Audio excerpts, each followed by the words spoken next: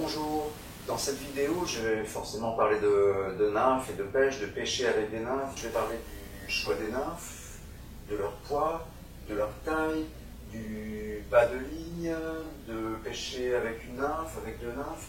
Donc je vais parler de la potence, de l'espacement entre la pointe et la potence, de distance, du repère.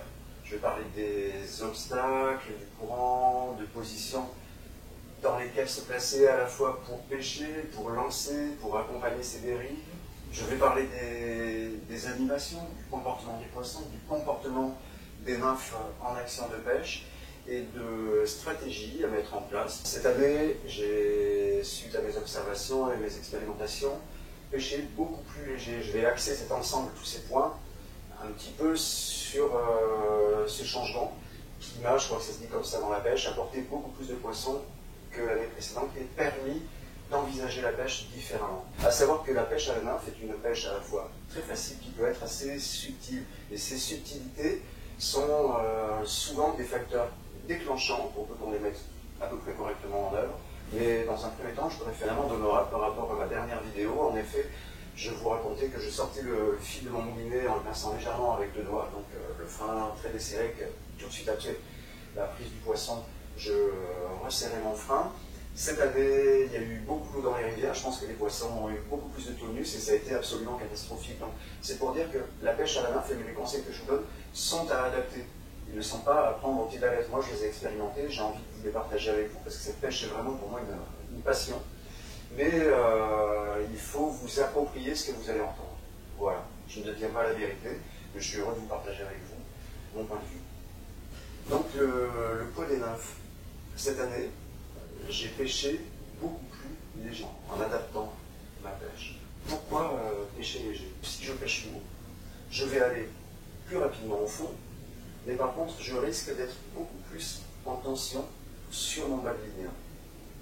Alors, si je pêche au fond, je multiplie les chances au passage de m'accrocher. Le truc est simple, hein. Là, c'est un bloc rocheux. Quand le courant allant dans ce sens-là, l'eau arrive sur le bloc rocheux, il y a une pression d'eau qui va créer une turbulence. Si, là où mon doigt, il y a une nymphe lourde, la nymphe arrive et elle est vraiment lourde, qu'est-ce qui se passe? Elle risque de traverser cette turbulence et d'aller s'accrocher. Si la nymphe est plus légère, elle va dériver à fond et arriver vers la turbulence où elle va passer au-dessus, ou effleurer le rocher. Comme le ferait vraiment un insecte, une larve à la dérive. Et ça, c'est quelque chose de très intéressant. Très intéressant parce que d'une part, vous allez moins vous accrocher, et d'autre part parce que la nymphe va avoir un comportement très vivant. La surface est ici. Voilà. Donc je mets mon repère là. Je balance dans l'eau et je fais mon passage avec une nymphe lourde. Elle passe à fond. Et je peux le savoir parce que je vais approcher, je vais sentir aussi. Si je pêche avec une nymphe légère, je ne vais pas avoir cette information-là. Mais si je lance dans l'eau, le temps que la nymphe descende, je vais revenir. Le temps que la nymphe descende, je vais déjà avoir perdu beaucoup de dérive. Et en fait, comme elle nage, puisqu'elle ne va pas vraiment toucher le fond, je vais minimiser, c'est-à-dire avoir moins d'informations de contact. Au lieu de pêcher à fond, peut-être que je suis ici. Je ne le sais pas vraiment. Ça va dériver. Il y a la vitesse, et la vitesse de dérive à la surface de l'eau avec mon repère est une indication, mais n'est pas garante de je pêche vraiment à fond. Or, les poissons dans une rivière sont majoritairement, la plupart du temps, posés à fond. Donc, moi, ce que je fais, je surdimensionne la distance entre ma pointe et mon repère. Vous voyez ?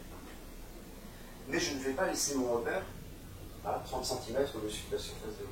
Ce qui se passe, c'est que je lance, alors je vais revenir encore, je me rappelle sur le lancer, je lance, et ma nymphe va naturellement trouver le fond, le fil appuie, le courant appuie sur le fil, entraîne la nymphe qui va nager à fond.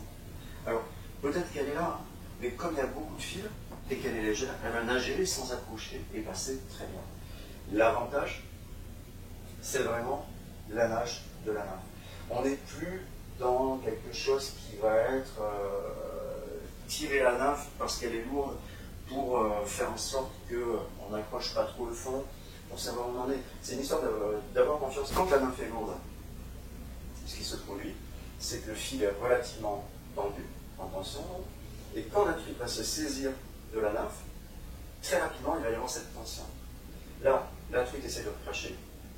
Généralement, c'est ça qui se passe. Soit le fil se tend et la truite se prend toute seule, soit elle essaie de recracher parce qu'elle va sentir l'anomalie de cette tension-là, et elle va se piquer toute seule. Et ça fait le toc.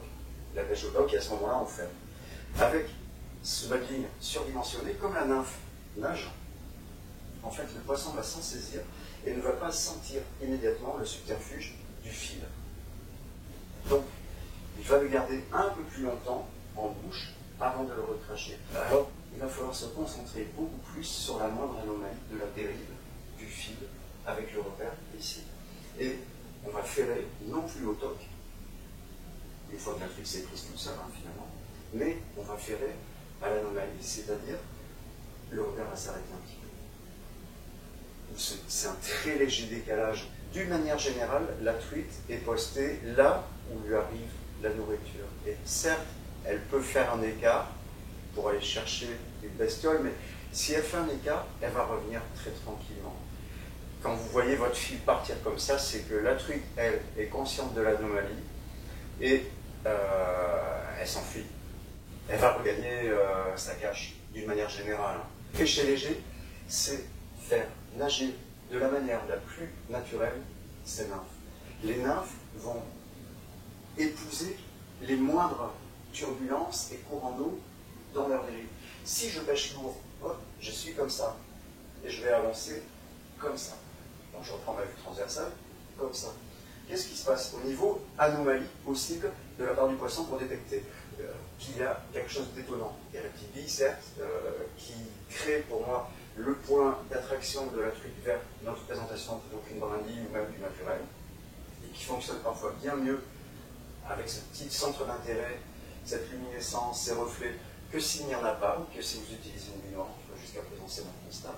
Mais si je suis lourd en bas, je mets mon fil plus ou moins en tension. Ce qui va vouloir dire que ma potence qui est située au-dessus va être exactement dans l'alignement de ma pointe. Donc ça c'est quand je suis vers la vague, bien sûr. Et si j'ai lancé avant, on a le même schéma. Hein. Et tout le monde va défiler comme ça. Alors que si je suis très léger, cette souplesse va permettre à l'ensemble de nager. Quand je dis pêcher léger, ça peut être pêcher avec 1 gramme au lieu de pêcher avec 2 grammes. Moi je l'ai pêché parce que les rivières dans lesquelles j'ai pêché c'était à 0,35 grammes, là on va dire 0,7 maximum. Mais il y a des endroits où le 0,7 ça équivaudrait à une nymphe beaucoup trop légère. Hein. Pêcher léger, c'est pêcher léger par rapport à comment pêcher avant. Si dans cette vidéo je mets l'accent sur le fait que c'est super bien de pêcher léger, c'est mon point de vue, si vous franchissez pas les essais, il y a des fois, vous allez rapidement vous en apercevoir, hein, les coups ne sont pas du tout adaptés à une pêche légère. Il va falloir, soit par la force des courants, le fait que le coup ne soit pas très long, la puissance des remous, des turbulences, absolument pas adaptée à pêcher léger. Il va falloir, j'allais dire, vraiment passer à travers une eau puissante pour aller trouver le calme. Et si tout à l'heure, à un moment donné, je disais que je suis passé de 0,5 g à 0,35 g, ce n'est pas une généralité. La plupart du temps, pêcher léger, c'est revenu à enlever 5 centièmes ou 1/10 de gramme. Là, tout de suite, hein, ça relativise. C'est-à-dire que c'est pour ça que je vais passer creux. Je ne divise pas systématiquement le poids de l'ensemble de mes nymphes par 2. Mais je l'allège. Alors, je sais rien. Je range mes nymphes par grammage de 5 centièmes dans ma boîte.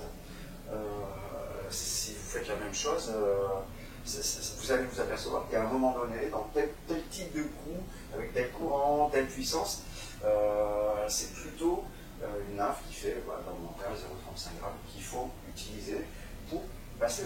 C'est hallucinant, hein, vous allez faire des dérives en vous demandant comment ça se fait que ça n'accroche pas. Et vu la longueur de babine et la profondeur d'eau, c'est sûr que vos nymphes, elles effleurent tous les blocs, toutes les travées, les mousses. De temps en temps, elles les effleurent. C'est-à-dire que si elles s'accrochent, elles ne sont pas tankées, ça peut arriver, hein, mais elles sont à peine accrochées et une petite tirée suffit très souvent de lui permettre de repartir.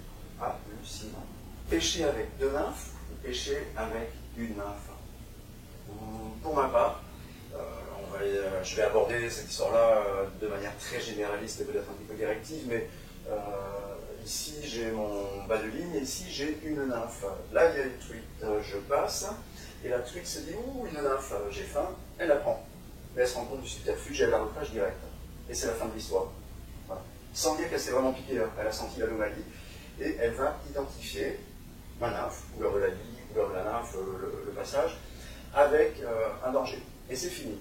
Ce qui n'empêchera pas de pêcher peut-être plus bas une autre truite. Hein.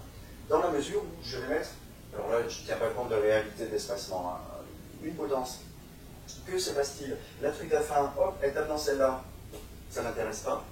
Si je pêche très lentement, et ça arrive, hein, elle va taper par exemple dans celle-là, se rendre compte qu'il y a une anomalie, et elle va venir chercher celle-ci.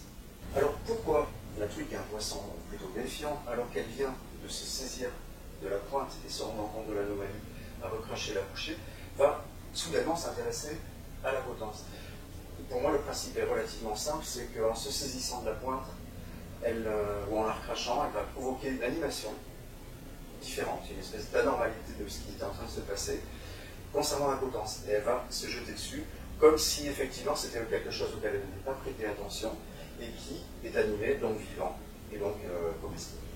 Et donc si je ne pêche qu'avec une nymphe, je me prive de cette possibilité de coup double sur un même poisson. Et ça, c'est des choses vraiment, ça dépend, il y a des truites, elles comprennent tout de suite, mais il y a des truites, même de bonne taille, qui vont vous donner deux touches s'il y a deux nymphes. Et après, ça s'arrête là. Elles ne vont pas repasser une troisième fois. Enfin, il y a toujours des exceptions dans la pêche, mais généralement, c'est comme ça. L'intérêt, certains pêcheurs vous diront que ici, par exemple, je mets une bille de telle couleur, et ici, une bille de telle autre couleur. D'autres vont vous dire que là, ils mettent un modèle de nymphe, et là, un autre modèle de nymphe. Ici, une grosse nymphe, ici, une petite nymphe. Ici, une grosse perdigone, et ici, une petite nageuse, voire une mouche noyée. Enfin, vous voyez la diversité dans un même passage. Pour l'instant, apparemment, c'est quelque chose qui fonctionne bien, qui crée une attractivité par rapport à nos nymphes et va décider les poissons à venir les visiter, voire les manger. Pour en avoir discuté cette année avec des pêcheurs, il commence à y avoir une grande éducation des poissons, puisque nous sommes relativement nombreux à pratiquer cette pêche, mais ça fonctionne encore. Cela dit, il va falloir, tout en conservant l'attractivité de ces billes colorées et brillantes pour la pêche, jouer sur d'autres leviers pour justement conserver cette attractivité. Dans la réalité, là c'est le fond de la rivière, au fond de la rivière, il y a des petites larves et des grosses larves. Il est normal donc de trouver des petites bouchées à fond et des grosses bouchées. Au moment de l'émergence, à mi-hauteur d'eau, il est aussi normal de trouver des grosses nymphes que des petites. Mais dans la pêche, jusqu'à présent, on propose du gros en bas et du petit en haut. L'intérêt de pêcher léger, c'est que je vais pouvoir ramener vers le bas quelque chose de petite dimension.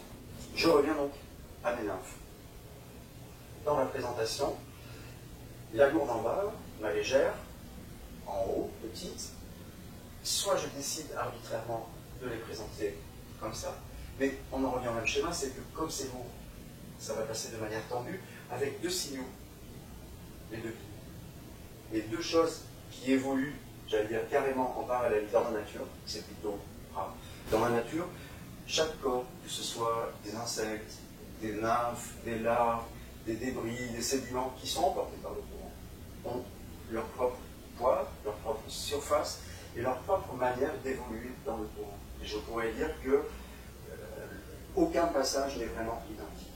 Et là, on va proposer quelque chose d'étonnamment parallèle, ou le mot, je ne le trouve pas, mais d'étonnamment étonnant. Et dans ça nage que les deux nymphes vont être plus légères. On va pouvoir les espacer. Et au lieu d'avoir mon point ici et mon point là, pour pêcher à fond avec des nymphes légères, je vais pouvoir avoir ma nymphe la plus lourde ici, la plus légère là, et plus l'écart entre les deux points des nymphes sera linéaire, plus limite je pourrais avoir une nage à l'horizontale. C'est C'est-à-dire que la pointe et la potence ayant quasiment la même masse, le même poids, elles vont être entraînées identiquement dans l'eau. La seule variation étant liée aux veines d'eau que l'une ou l'autre peuvent rencontrer à l'occasion de la dérive. Et les deux peuvent évoluer, je dirais, dans la colonne d'eau, comme toutes les deux. Comme je suis léger, rien ne m'empêche d'utiliser le courant pour faire nager les deux sous la surface. Identiquement. Comme deux larves qui vont vers l'émergence, deux nymphes qui vont vers l'émergence, et qui sont très proches du courant de surface. C'est vraiment un voyage, une exploration, mais ça permet de mieux sentir l'eau, de mieux sentir sa pêche, d'aller à la traque différemment des poissons. J'ai commencé à vous dire tout à l'heure que je surdimensionnais le repère par rapport à la hauteur d'eau que je connais ou que j'imagine. Ça va permettre justement de passer sous les blocs. Gros avantage de pêcher léger. Tout à l'heure, je vous ai parlé d'un rocher en disant que le courant allant comme ça, si j'ai une nymphe lourde, elle va traverser la turbulence et aller finalement faire ce que ferait une vraie nymphe, hein, peut-être, c'est-à-dire s'accrocher au rocher. Maintenant, on va prendre, j'essaie de le faire de coupe, c'est un rocher qui est comme ça. Là, on est sur le fond de la rivière. Le courant va être dans ce sens-là. Et ici, il y a la truite. Quand la truite est là, si je pêche lourd, ça c'est ma nymphe, qu'est-ce que je vais faire? Dans le meilleur des cas, je vais passer à ras du rocher. Peut-être que la truite qui est ici va se déplacer. Mais si je pêche lourd, il faut trouver les points d'entrée. Ça, c'est quelque chose de passionnant. En pêchant lourd, on ne le trouve pas vraiment. On balance, ça coule, on voit comment ça se passe, on réajuste. Là, vraiment, en pêchant léger, on peut arriver à trouver, si je suis de ce côté, sur cette berge, la manière de lancer, l'endroit où je dois être pour lancer. Par exemple, moi je dirais ici, légèrement en aval, je rappelle le courant en aval de la pierre, pour lancer la main, faire rentrer ma nymphe légère et passer sous le rocher, là où est la truite, qui n'est pas forcément en phase d'alimentation. Donc je vous disais au début, la pêche à la nymphe n'est pas une pêche qui va ouvrir la bouche des poissons quand ils vont l'avoir fermée, mais là, ça nous permet, nous, pêcheurs en nymphe, de passer plus creux, de passer sous les rochers, là où généralement sont les poissons, quand ils sont entre deux activités, pas en pleine eau, en pleine veine d'eau ou à mi-hauteur. Chacun, je pense, dans ce domaine-là, détient, à force d'expérience, une certaine vérité. Pour moi, ce choix des nymphes, même si je ne le fais pas figurer à la fin de la vidéo, est le dernier maillon sur lequel je peux être amené à m'interroger. Ça me permet, au lieu de changer de nymphe tous les 3 coups, de me concentrer sur la pêche et d'essayer de pêcher différemment, de passer différemment, d'imaginer le comportement des poissons. Et quand la rivière se ferme, elle se ferme pour tout le monde, tous les pêcheurs avec lesquels je vais pêcher, et ça m'arrive pas mal de fois dans l'année, dans des rivières différentes. Il y a un moment donné, ça se ferme. On pêche avec la verte, avec les perdigones, avec la noire, avec la crème, avec la rouge ou avec les liènes. Et à un moment donné où les poissons ne sont plus en activité d'alimentation. Alors, il peut y avoir un décalage si on est sur le linéaire de la rivière, c'est-à-dire qu'elle peut se fermer plus en amont ou plus en aval en premier, mais elle va se fermer pour tout le monde, quel que soit le type de nymphe avec lesquels nous pêchons. Et quand elle va s'ouvrir, il y a de grandes chances pour qu'elle s'ouvre pour tout le monde. Alors, je parle de généralité. Quand elle sera ouverte, je pense qu'on peut passer beaucoup de tout ce qui existe. Et il en existe, hein, il y a qu'à voir les catalogues des fabricants. Hein. C'est plutôt ça qui va décider que les poissons vont manger. Alors effectivement, si on a telle nymphe, à ce moment-là, on va dire oui, ça marche mieux avec ça là, et on va continuer jusqu'au moment où ça ne va plus marcher. L'important, c'est selon moi la taille des bouchées. En gros, une grosse larve, une grosse nymphe, une petite larve, une petite nymphe. L'avantage d'utiliser un coloris naturel, c'est que grosso modo, ça va ressembler plus ou moins à ce qu'ils nous font. Et il n'y a qu'à voir la diversité. J'ai des amis qui pêchent avec des perdigones uniquement, d'autres qui pêchent avec des nymphes incitatives, avec des couleurs abracadabrantes que, en tout cas, moi, avec mes yeux humains, je ne retrouve pas dans la réalité. Donc, j'ai choisi de pêcher avec des nymphes plutôt qu'on pourrait appeler poilues, en tout cas avec un certain volume, et de coloris naturels. Juste un petit tag orange pour peut-être être incitatif. Depuis un peu plus de 2 ans, je pêche avec la Farioa, que je décline avec grosso modo une seule taille d'hameçon, en 912, et je vais jouer par exemple sur le grammage. Mais cette nymphe fonctionne mieux avec un hameçon 12 qu'avec un hameçon 16. Dans cette autre boîte, ici, vous avez la cassoulette. La cassoulette qui est déclinée en hameçon 16 avec un grammage qui est de 0,15 grammes. Ça correspond à une bille de 2,5. Je peux avoir des déclinaisons plus légères et plus petites, mais je me suis aperçu que plus je monte en taille d'hameçon, plus peut-être je vais avoir de touches, ça je ne peux pas vous garantir, mais par contre, moi je vais avoir d'accroche. La taille de l'hameçon, même en jouant avec des plus petites billes, fait que le poisson touche mais ne se pique pas. Donc je trouve que l'hameçon 16 est particulièrement recommandé. Donc ça c'est pour les potences. La seule chose que j'ai pu noter, je ne pense pas en avoir là, c'est qu'à la place de ma Farley One qui est une larve du fond, je peux relancer ma pêche si j'utilise l'équivalent de la larve qui est dans le fourreau du porte-bois. Et c'est pas une histoire de glace dans cette rivière-là, parce qu'il y aurait que votre rivière, ça va être différent. Il peut y avoir peut-être des spécificités sur certaines espèces d'insectes non présentes, mais en dehors, il y a quand même des généralités qui, pour moi, vont être plus de l'ordre des poissons sans appétence, s'ils ont envie de grosses bouchées, de petites bouchées, ou les poissons à gueule fermée. Ils vont passer plus ou moins correctement là où est le poisson.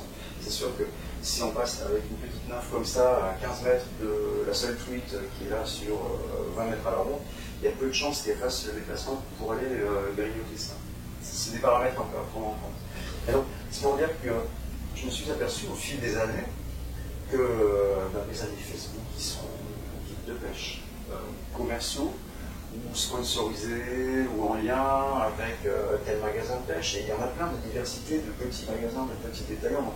C'est pas une critique, mais c'est pour dire que chacun défend un petit peu son beurre, son matériau, et que chacun y va de son engagement à dire oui, tout sur la marron, la crème, là c'est sur la verte, la petite rouge. Et dans la réalité, oui, ok, peut-être qu'effectivement le gars fait sa pêche sur la petite rouge. Et peut-être qu'à ce moment-là, moi, si j'étais arrivé avec mes nymphes, j'aurais rien fait à côté. Mais l'expérience me montre que généralement, quand la rivière s'ouvre, elle va s'ouvrir. Alors, il peut y avoir des décalages. Hein. Il n'y a parfois pas autant de poissons qu'on peut penser. Mais il suffit d'avoir pourri le coup, de s'être fait voir, d'avoir effrayé beaucoup de poissons pour moins le prendre qu'un autre gars qui va pêcher. Il y a l'histoire du tag qui va rentrer en compte. Tout le monde parle du tag orange. Si tu veux, la discrétion enlève le tag orange. J'ai essayé sans tag orange. Ça marche un peu moins bien. J'ai essayé d'enlever les billes brillantes pour passer par du noir terme. Je garantis, les eaux dans lesquelles je pêche, ce pas des eaux où on peut pêcher vraiment à vue, enfin, la majorité du temps, c'est des eaux un peu chargées. Ça rend carrément moins bien. Les jours où ça ne mord pas, soit vous allez faire autre chose, soit vous profitez d'être tranquillement au bord de l'eau, en essayant pourquoi pas de faire de jolies dérives, ou à contrario justement d'utiliser un petit peu tout ce dont parle cette vidéo, c'est-à-dire de mettre en place d'autres stratégies pour aller à la traque des poissons. Alors oui, quand on est tout seul, on peut se poser cette question du choix de la nymphe.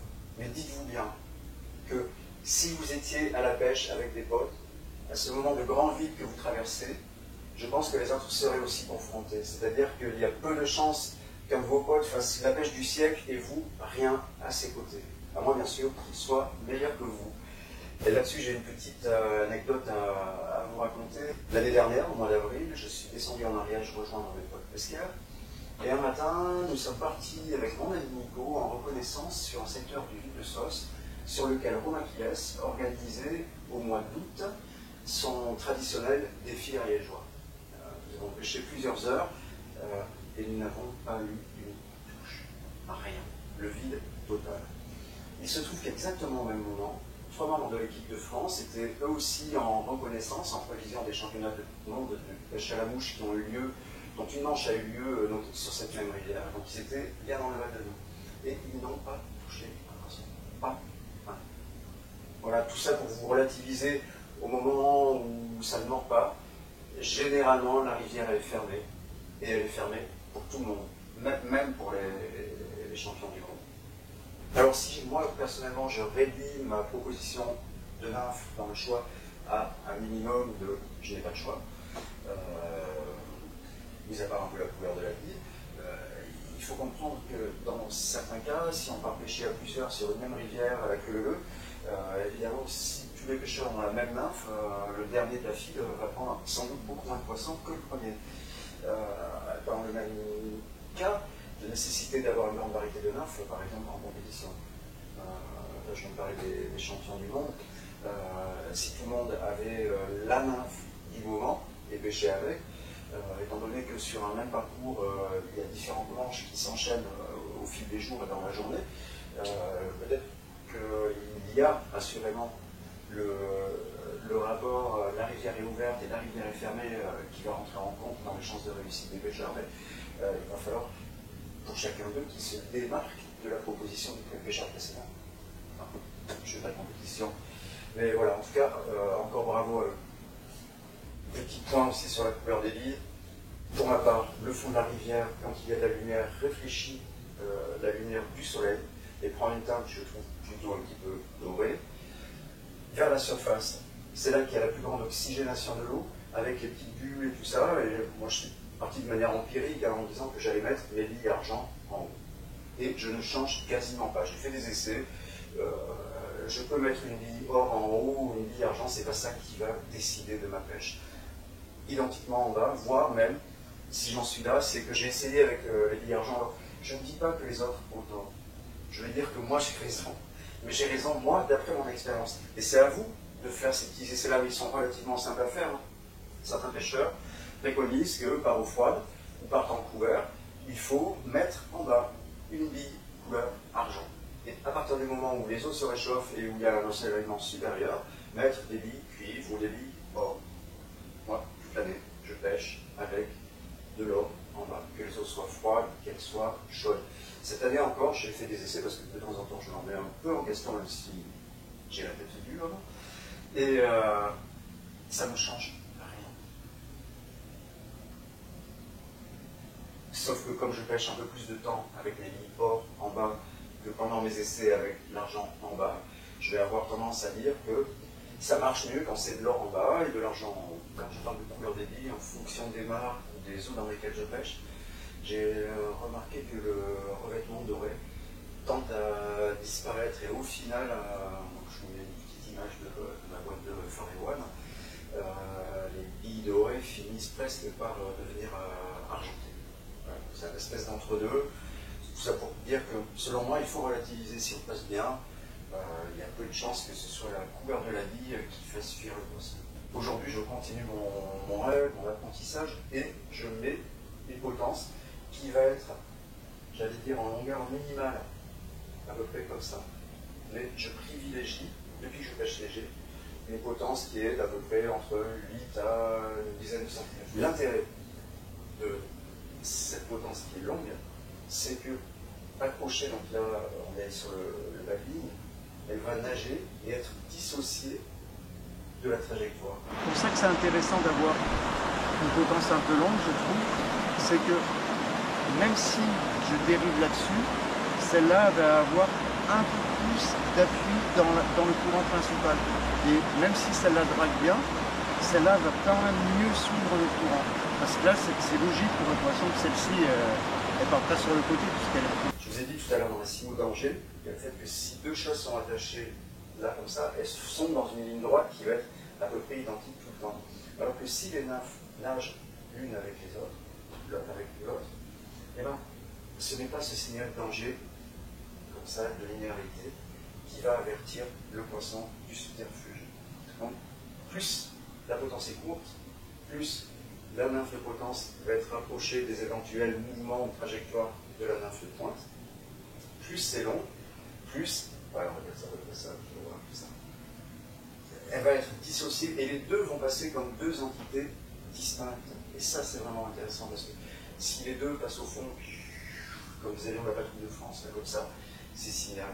Ça fait des petits plus qui peuvent permettre de ne pas prendre des poissons quand ils ont la gueule fermée, mais d'en décider certains. L'idée, quand on va lancer, au moment, c'est comme si, je vais dire, on lance à l'horizontale, donc le fil part comme ça, la canne, et au moment où il rentre dans l'eau, on relève la canne pick-up ouvert. Pour éviter de draguer, j'ai surdimensionné mon bas de ligne pour ancrer mes nymphes dans l'eau. Et quand je lance, je relève la canne pick-up ouvert et je laisse aller. Hop, il y a eu un petit gobage sur mon repère. Hop. Ça y est! On relève la canne pick-up ouvert pour conserver cet aspect du fil, de souplesse. Et là, la nymphe va prendre naturellement à la fois sans entrer dans la veine d'eau, que ce soit vers l'amont, que ce soit en face, ou que ce soit vers l'avant, en évitant de se retrouver avec le fil tendu qui direct va faire sortir la nymphe de la veine d'eau pour le pêcher. Alors, si la nymphe est lourde, elle va pénétrer dans quasiment toutes les configurations. Si c'est léger, alors, dans la hauteur d'eau que je vais schématiser ici, je ferai un petit tableau, l'eau avance, j'allais dire, comme le piston d'une seringue. Mais en bas, il y a des frottements. Les frottements créent un frein et un ralentissement de l'eau. Donc c'est valable pour le fond de la rivière, mais ça va être valable aussi pour les latéraux, où le courant est plus lent, voire remonte. Et identiquement, quand on a des obstacles, des cailloux sur le fond, des dépressions peuvent entraîner un courant qui remonte. Comme ça. Donc, au fond, c'est pour ça que les larves, enfin, c'est son fond et en fond aussi, hein, mais au fond, il n'y a pas vraiment de pression d'eau dans ce sens-là. Par contre, dès qu'on va remonter en s'approchant de la surface, la pression augmente.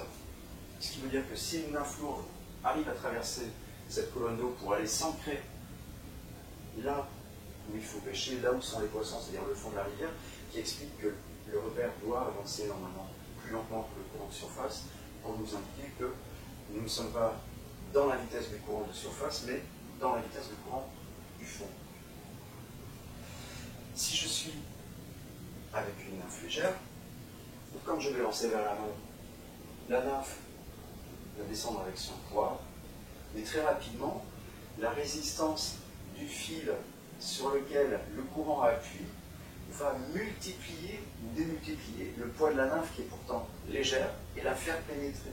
Donc l'idée est, si je veux pêcher là, avec une nymphe lourde, je balance là par exemple, ou pile dessus, hein, pourquoi pas si c'est vraiment très lourd, qui n'est pas beaucoup profond d'eau, ou là maximum. Si je pêche avec une nymphe légère, il va falloir que je lance plus haut, en relevant la canne aussi. Alors c'est même plus encore. Parce que là tout à l'heure je vous ai dit on lance, et quand la nymphe touche l'eau, hop, on lève la canne, et puis après on accompagne la dérive comme ça, et on se retrouve avec ce fameux ventre du fil qui indique qu'on sort le moins possible la nymphe de la veine d'eau. Quand je vais lancer amont avec une nymphe légère, au moment où la nymphe touche l'eau, au lieu de lever ma canne, parce que là si je fais ça, je la sors, pick-up ouvert, je vais recouvrir vers l'amont, faire une boucle. Alors là, les deux se recouvrent, dans la réalité, il y a peut-être 15 mètres, 10 mètres entre les deux, et ma nymphe fait juste ça, mais c'est suffisant pour qu'il y ait une grande surface de fil qui soit prise dans l'eau. Et là, vous allez vous rendre compte très rapidement, même une nymphe légère peut atteindre la bonne profondeur avant d'arriver à en face de moi. Donc là, il y a plus de courant. Les nymphes sont trop légères. Donc je vais surdimensionner carrément, on va dire. Et pour faire rentrer les nymphes, je vais faire un lancer avant. Je baisse la canne, où l'eau va appuyer sur le fil et direct faire couler mes nymphes. Je fais une démonstration nouvelle. Là, je vais faire ça, regarde comme ça. Hop. J'ai pas traversé, je suis parti direct. Donc les nymphes, elles sont en surface. Maintenant, comme ça. Moi, ça passe plus lentement. C'est clair. Si forcément je la lance en face, le temps qu'elle se mette en position, eh ben, je vais avoir fait une grande dérive. Et si je lance aval avec une nymphe légère, ça peut m'intéresser de pêcher sous la surface. Quand on va lancer des nymphes lourdes, en gros, il n'y a pas de souci que ce soit comme ça, que ce soit comme ça, de l'autre côté. Chacun fait comme il veut. C'est lourd et ça va partir loin. Le souci, c'est quand on pêche léger et qu'on ne prend pas le fil aux anneaux et qu'on va utiliser donc, le moulinet pour lancer le plus loin possible. Notre corps engendre une direction favorable au lancer.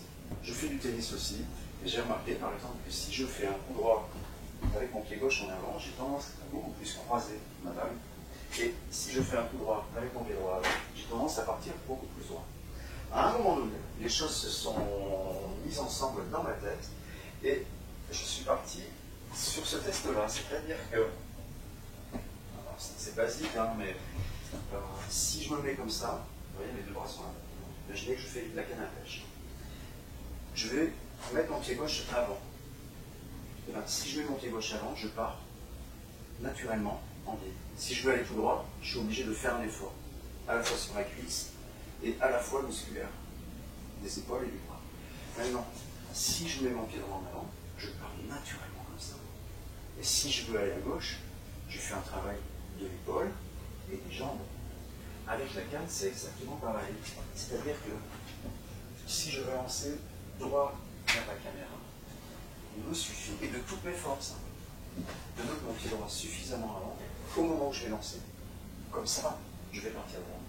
Si je me retrouve dans cette position-là, pied gauche en avant, et là, je vais faire comme ça, et je pars en même temps. Donc c'est intéressant aussi parce que ça veut dire qu'en lançant un poids léger de toutes ses forces avec le pick-up ouvert, on est moins précis. Je le dis souvent, il y a un moment donné où l'idée c'est j'atteins l'eau et après j'improvise. Mais il y a des fois où soit il est difficile de s'engager dans l'eau, soit c'est pas judicieux par rapport à la discrétion. Donc il faut pêcher de loin et léger. Et là, essayez ça. C'est un truc de fou. Vous voulez tirer en face de vous, vous avancez le pied droit, vous allez voir. Et en fonction de la distance et de comment vous allez faire, il faudra peut-être plus ou moins l'avancer, mais une pointure, c'est suffisant pour repartir comme ça. Si vous voulez tirer un peu plus à bas, ouvrez votre jambe comme ça. Si vous voulez lancer amont, évitez d'être dans cette position-là. Alors la volonté, hein, on va quand même faire comme ça, mais le corps ne va pas travailler naturellement. Mettez votre pied gauche, vous allez lancer comme ça, et lancez votre pied droit, vous allez lancer droit. Pour cette histoire du pied droit ou du pied gauche pour le lancer, évidemment, je suis droitier, donc c'est pour un droitier, mais si vous êtes gaucher, ce sera l'inverse. Le fil, il y a celui du corps de ligne et celui du pas de ligne. Pour ma part, le corps de ligne, c'est quelque chose qui est relativement simple. Quand on le lance, il y a des frottements. Plus ce fil est fin, moins il va y avoir de frottements, et plus il va permettre d'envoyer un grammage léger à longue distance. Autre interaction avec le vent, par exemple. Un fil plus épais va avoir une plus grande prise au vent et va donc décaler sans doute les nymphes de la dérive. En même temps, que plus il va être épais, plus il va être lourd, et donc, même s'il ne touche pas l'eau et s'il n'y a pas de vent, il risque de faire un ventre qui va avoir là aussi une incidence et favoriser le décalage des nymphes. Cela dit, il faut une certaine cohérence, et ça ne sert à rien d'aller pêcher dans des rivières où les poissons font plusieurs kilos avec un corps de ligne qui ne supporte même pas 1 kilo. Voilà. Pour ma part, j'utilise un diamètre 14,6 mm qui a une résistance d'1,5 kg et qui me permet de sortir jusqu'ici des poissons jusqu'à plus de 60 cm sans aucune rupture. Concernant le bas-ligne, on va avoir à peu près la même chose que pour le corps de ligne concernant le diamètre. Sans parler pour l'instant de discrétion, quand je vais mettre mes nymphes dans l'eau, forcément, mes nymphes vont faire descendre l'ensemble du bas-ligne dans l'eau en fonction de leur poids. Mais le courant, lui, ne va pas appuyer que sur la nymphe, il va appuyer aussi sur tout le fil. Donc là aussi, ça a une incidence. C'est-à-dire que si mon fil est gros, le courant va appuyer fortement dessus. Donc, s'il est dans cette position-là, quand il va appuyer dessus, ça va faire couler ma nymphe. S'il est gros et que mon fil est dans cette position-là, ça va faire décoller ma nymphe. Donc, si le fil est plus fin, effectivement, je vais avoir plus de subtilité. Et dans cette partie-là de la pêche, moins d'incidence d'un diamètre trop élevé. Mais là aussi, cohérence, si on veut pêcher des grosses truites dans des rivières puissantes, ça ne sert à rien d'aller mettre un 10 centième pour essayer d'être discret. Je suis arrivé à ce constat que pêcher à la nymphe, c'est une espèce d'ensemble d'anomalies et de normalité. Par exemple, c'est vrai qu'en conduisant, en faisant une belle dérive, un beau passage avec la nymphe, les nymphes, qui restent bien à fond dans la veine d'eau, on a toutes les chances d'attraper des poissons. Mais parfois, ce n'est pas assez. Les poissons, c'est comme s'ils voulaient mordre sur quelque chose qui va les inciter. Alors, je ne veux pas dire qu'à ce moment-là, il faut prendre forcément des nymphes incitatives, c'est-à-dire avec peut-être des coloris flashy qui ne sont pas forcément présents dans la rivière. mais avoir un comportement de pêche, une conduite un petit peu différente de notre dérive, de notre passage, pour décider les poissons à mort. Si vous imaginez, là, il y a le volume d'eau qui passe comme ça, il va y avoir des petites brindilles, peut-être des mues de larves, des choses comme ça qui passent dans l'eau. Et toutes vont passer dans l'eau avec une cinétique propre à leur surface, à leur volume et à leur densité, et à leur position dans la colonne d'eau. Mais elles vont passer, j'allais dire, d'une certaine manière, que je vais appeler la normalité. Et la normalité, c'est ce qui pourrait permettre aux poissons de se rendre compte que notre nymphe ne fait pas partie de cette espèce d'ensemble de passage. C'est peut-être une petite retenue de notre nymphe ou une reprise de contact va faire que ce qui dérive normalement dans l'eau, la profondeur correspondant à l'histoire de densité, de volume, etc., va avoir un petit mouvement. Et ça va attirer le poisson. Ça peut être sur la notion de danger, mais sur la notion aussi de vie, de comportement différent de matière inerte. C'est assez subtil, ça dépend des moments, ça dépend de l'activité des poissons. Alors il y a tout un petit ensemble. Il y a le point de bascule, c'est quelque chose qui est relativement simple. Si le courant, donc dans ce sens-là, je reprends ma larve, je suis ici, hop, je lance, ça rentre, et ça pêche, ça pêche, ça pêche, ça pêche, ça pêche, ça pêche. Et quand j'arrive, je change de main là pour les besoins, en fin de ma dérive, le fil commence à se tendre, le courant appuie sur le fil et va faire décoller la larve. Et il arrive que sur certaines parties de pêche, les poissons ne prennent qu'à ce moment-là. Vous aurez beau passer comme ça, comme ça, comme ça, ou comme ça. Personne ne viendra avant jusqu'au moment où quelque chose décolle. Et voilà, j'ai eu l'idée d'appeler ça le point de bascule parce que c'est relativement simple. Hein. Je lance un monde, ça descend en bas, et ici, hop, ça bascule et ça remonte. Donc, c'est quelque chose qu'on peut faire sans attendre d'arriver en fin de dérive. L'idée, c'est que ce qui se passe naturellement, on peut le provoquer artificiellement. Il suffit là, hop, je lance. Et à partir de là, hop, je provoque le point de bascule. Alors je l'exagère, hein. Mais si on revient là, il y a un peu plus de courant. Vous voyez, hop là, au moment du point de bascule. Ce moment du point de bascule est vraiment déclencheur. Et si les poissons ne prennent pas ce qui passe d'une manière linéaire, le fait de provoquer une animation, même mais infime, hein, va créer un intérêt. Hop là. Ce moment-là est intéressant, notamment aussi pour la pêche des ombres, qui ont tendance à taper dans le fond pour récupérer les émergentes.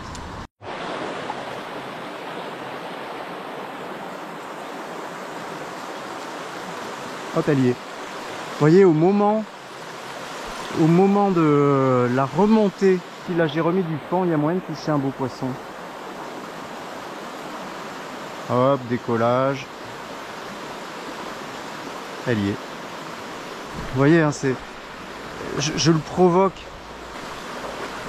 C'est difficile de faire ce point de bascule en amont, mais à partir du moment où c'est, allez, on va dire, si on a une tête de 3 mètres, à 2 mètres au-dessus de nous ou en face de nous, on peut provoquer cette bascule. Et ça, c'est quelque chose qui m'a, je s'inscris comme ça, je crois, dans la pêche, rapporté beaucoup de poissons cette année. À la nymphe, on a cette chance-là, si on ne pêche pas trop lourd, c'est pour ça que j'ai parlé beaucoup de pêcher léger, c'est que on va utiliser le courant. On va utiliser le courant pour sa force sur le fil qui va faire interagir. J'ai parlé de nage, là je vais parler d'émergence. Il y a aussi le fait de, quand vous lancez, vous êtes accroché. Généralement, on est accroché, on tire dessus, puis on reste décroché. Restez accroché. Je sais, ça paraît aberrant, mais par exemple, la pointe est accrochée, la potence est en plein jus. Ça court vite, elle est là. Et bien, restez accroché, vous ferez de temps à autre quelques poissons qui ne seraient pas venus sur un passage normal. Et si c'est votre potence qui est accrochée en haut d'un bloc ou un truc comme ça, La pointe, elle va se mettre à travailler comme elle ne peut pas travailler à fond quand on fait un passage, puisqu'elle est comme ça sur le fond. Là, elle est bloquée. Du coup, avec le courant qui va appuyer sur le fil, et les perturbations, les remous, elle va quand je travaille, c'est-à-dire qu'elle va se déplacer, comme le ferait vraiment une larve ou une nymphe en déplacement. Et ça, c'est très intéressant. Ça m'est arrivé l'année dernière d'aller à la pêche et d'assister à une émergence en direct de toute petite bestiole, je connais pas les noms. Et franchement, l'eau en était remplie. Et la vitesse de passage, c'était celle de la vitesse de l'eau. Il n'y a pas à chipoter, hein. Elle ne nage pas contre le courant, elle ne nage pas dans le sens du courant, elles sont emportées par le courant. Oui, il y a quelque chose moi, qui me saute aux yeux. On entend souvent, il faut bien passer, et là je balance l'amont, et hop, ça pêche, ça pêche, ça pêche, et ça passe très bien. Dans ce passage-là, donc ça passe très bien, pourquoi? Parce que le courant va à cette vitesse, et mon repère avance lentement. Donc je pêche bien, je pêche trop.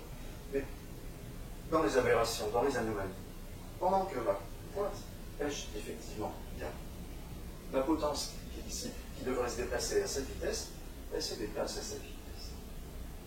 C'est une anomalie. Si c'est sur un moment d'émergence ou dans une eau chargée avec des sédiments, des brindilles, des trucs comme ça, tout va se déplacer à cette vitesse-là à partir du moment où c'est décollé du fond.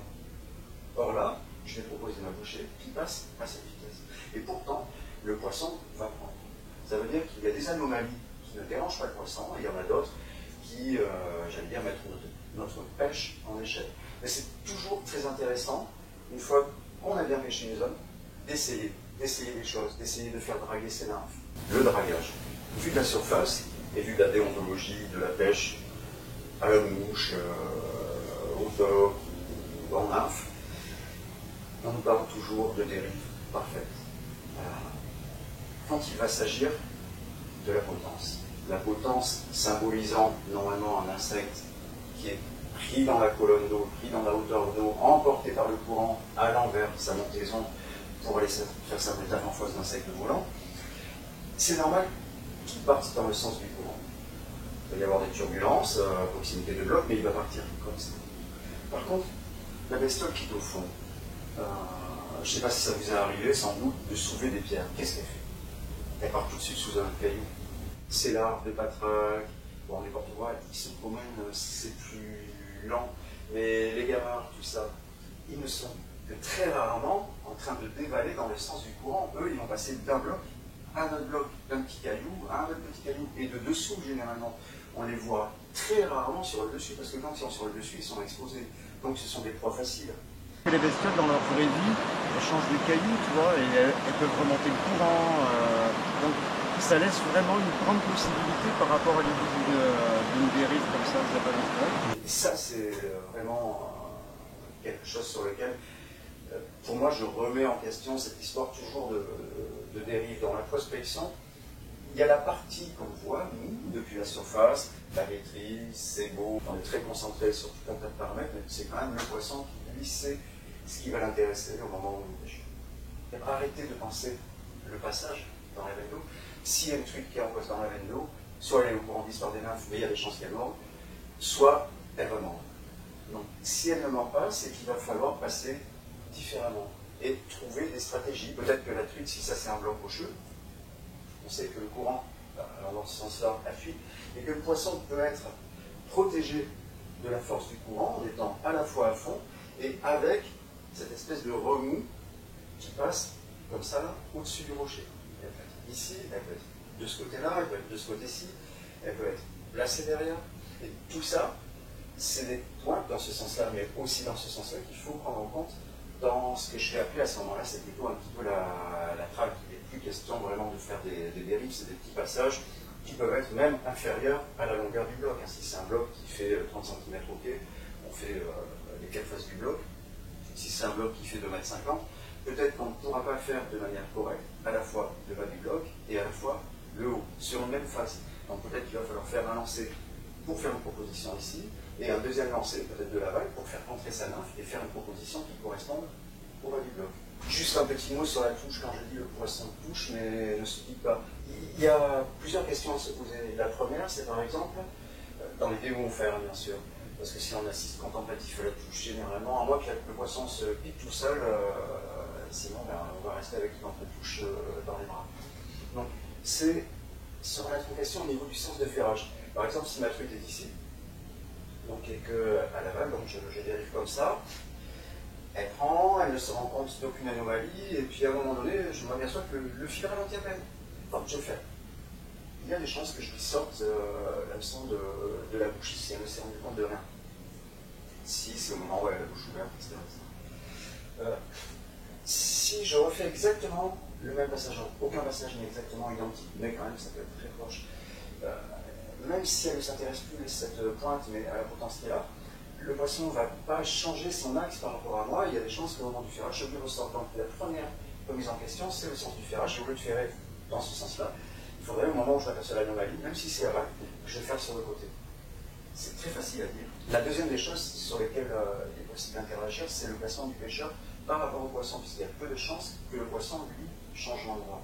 Bien qu'en ayant eu la chance de regarder des truites, et plusieurs truites, on s'aperçoit que la truite qui est postée là et qui prend une nymphe et revient se placer dans sa veine, sur son poste, parfois il ne se passe pas grand chose ici et elle profite de l'opportunité d'une nymphe là pour changer de veine et va y rester, voire elle va se balader, elle va marauder, parce qu'il ne se passe pas grand chose qui puisse suffisamment l'alimenter sur un seul poste. Mais statistiquement, je dirais que majoritairement, si j'ai une touche et que le poisson est là, je vais refaire un deuxième passage et je vais retoucher le poisson avec mes deux nymphes. Ou pas, à moins qu'elle soit très éduquée, ou que là, je vais un petit peu secouer. Ce que j'ai mis en place, c'est un léger déplacement. Un léger déplacement, c'est un pas. C'est peut-être 50 cm amont, c'est peut-être 1 mètre, c'est peut-être rentrer un peu plus dans la rivière, c'est peut-être un peu me décaler en arrière, mais c'est modifier mon emplacement pour faire en sorte que par rapport à l'endroit où je pense que le poisson est encore, ma proposition va passer différemment. Alors quand je vous dis que c'est toute une boucle, c'est que effectivement si le poisson est à l'aval, moi j'ai qu'à redescendre d'un pas pour le situer soit à mon aplan, soit légèrement en amont. Et au moment du ferrage, effectivement je risque de le piquer. L'inconvénient, c'est qu'en modifiant mon emplacement, je ne vais pas avoir exactement la même dérive. Et je peux passer à côté du poisson, voire lui faire déceler qu'il y a une anomalie là où apparemment il avait pris le premier coup parce que ça passait bien, en plaçant un peu à l'aval, je peux m'en bien passer. Mais d'une manière générale, j'ai trouvé que cette modification de mon emplacement pour un deuxième passage, pour intéresser le poisson avec la deuxième nymphe ou en changeant, après avoir changé la nymphe de pointe, me permet de garder piqué des poissons dont je n'avais que la touche. Et j'ai pu mesurer le fait que en restant au même endroit, je vous dis, il y a deux nymphes, il y a des chances que le poisson tape la première et au deuxième passage prenne la deuxième. Et si je ne change pas d'endroit, il m'arrive assez fréquemment de rester sur la touche. Alors j'aurais peut-être dû en fait commencer par ça, mais quand vous avez, peut-être qu'après une touche, ou en tout cas après une série de touches, pensez à regarder votre nymphe. Parce qu'il n'y a rien de pire au moment d'une dérive ou d'un accrochage d'avoir embarqué un de ces mini-étuis de trichoptère qui va se piquer, s'emmancher sur la pointe de votre hameçon, et soit de toute manière empêcher qu'il ne puisse piquer, mais refermer carrément l'hameçon, ce qui veut dire qu'aucun poisson ne pourra plus jamais se piquer. Vérifier la pointe de votre hameçon, j'aurais tendance à penser que la qualité des hameçons japonais ont un piquant inaltérable quasiment, mais par contre il arrive, ça m'est arrivé, sans me rendre compte que l'hameçon se casse au niveau de la courbure. Donc là aussi, si au bout de 2-3 touches, avant de devenir complètement hystérique, et de vous déplacer, de vous poser la question du ferrage, regardez vos nymphes. Sur les vidéos que j'ai faites là cet été, mais le nombre de fois où quand je regarde la vidéo, je me dis mais putain t'as pas fait. Et je fais une dérive de 10 mètres et il y a eu, je dirais, entre 1 et voire 2, 3 moments où c'est évident, le repère ça. Mais moi je suis là dans mon position d'ancien pêcheur au top, c'est-à-dire que j'attends qu'il y ait toc pour me dire oui, là il y a le poisson. Vous voyez, quand j'ai dit qu'il fallait un peu de temps pour apprendre à pêcher léger, je suis dur du ciboulot, hein, mais c'est pour dire qu'il faut changer un petit peu, c'est plus le top maintenant, ça va être l'anomalie visuelle qu'il faut mettre en avant, donc rester vraiment concentré, et puis quand on a une goutte, c'est pas ferré comme ça, hein. C'est juste un petit lever qui permettrait de ne pas sortir la nymphe de l'eau pour continuer la dérive, et que s'il y a un poisson au bout, à ce moment-là, de le piquer. N'hésitez pas à laisser des commentaires sur des sujets que vous aimeriez aborder ou partager votre expérience, puisque je le dis, hein, je suis dans un apprentissage très passionné, avec la chance de pouvoir avoir mis en ligne des vidéos sur le sujet, d'échanger avec vous. Mais voilà, c'est une passion, et je pense que si vous en arrivez à ce stade-là de la vidéo, c'est que vous êtes aussi passionné, donc ça serait super. Voilà, au plaisir d'une prochaine.